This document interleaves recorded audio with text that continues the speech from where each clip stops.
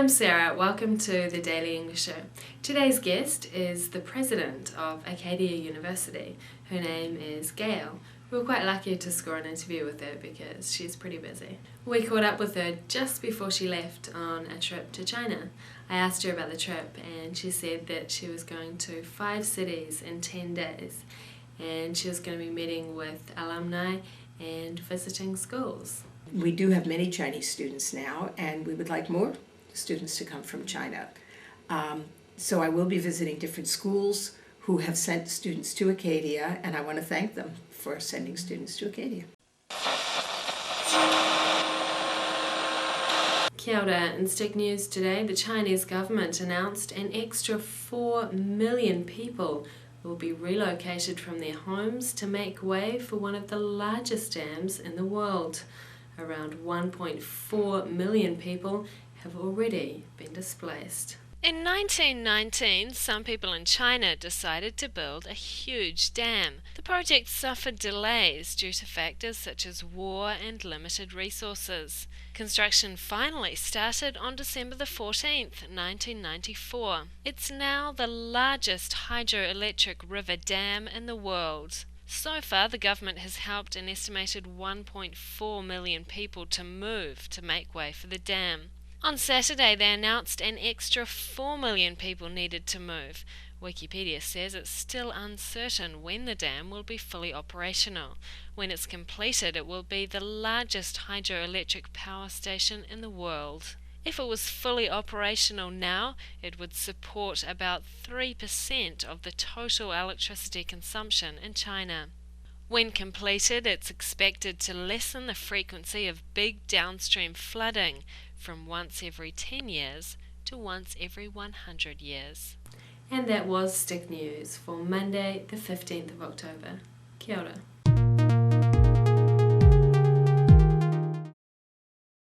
What does your job involve? You've worked at many different universities. What do you think is special about Acadia? Why do you think it's a good place for international students? What is your vision for Acadia for the future?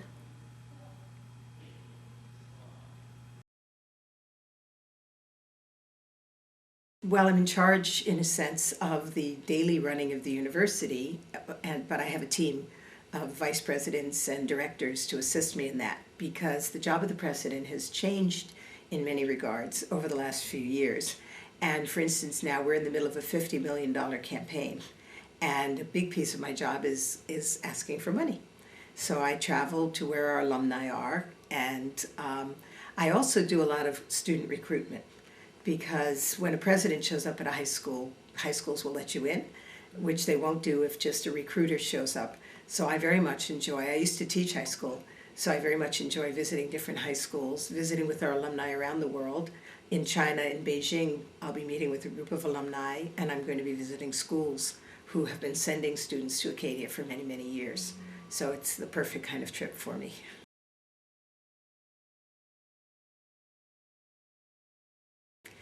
I think the very close interaction faculty and students have, and the opportunity for students to do research as undergraduate students.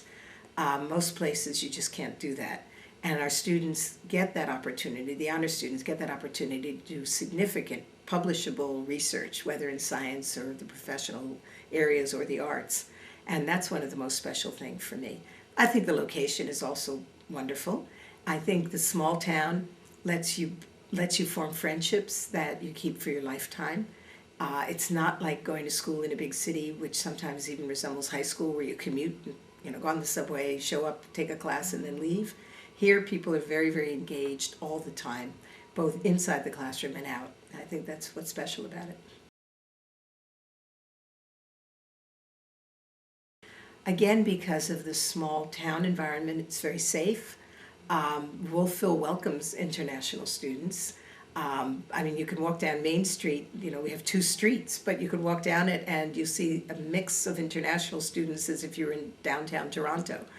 And and again, I think it's a place where international students can meet others from around the world as well as Canadian students, and be able to concentrate on their studies, not have to worry about all the different things. I mean, if they live in residence, and we'd like to see more of the international students living in residence, you get a wonderful experience and don't have to worry about cooking, and get to know people that you'd never get to meet anywhere else. So I think for international students in particular, it's a wonderful place to come.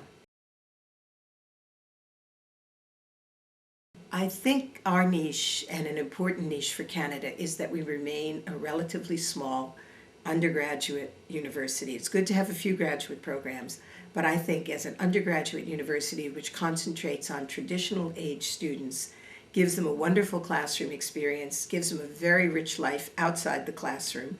I mean, we've got something like 65 clubs. We tell the students, if you don't find a club you like, create your own. A few years ago, some girls had wanted to ride, and they created an equestrian club because there are horses you can rent nearby. And now we have 60 students in our equestrian club. And so it's a place where you can discover yourself. It's a place where you can try things and you don't have to be afraid of failing. And that's what I think Acadia should always be. We want, again, more students from around the world.